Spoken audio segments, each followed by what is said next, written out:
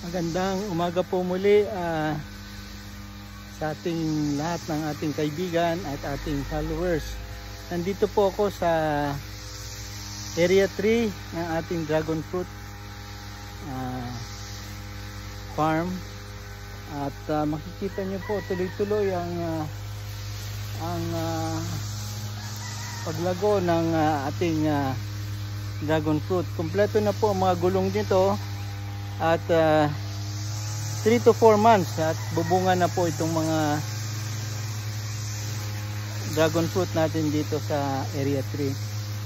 Mga 150 poste po ito at pandagdag po dun sa Area 1. Mostly pula po ang variety ng dragon fruit dito at may konting pinya na tinanim natin.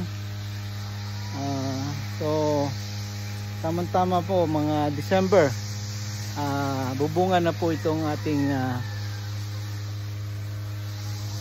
dragon fruit na pula dito po sa Area 3 ng ating farm.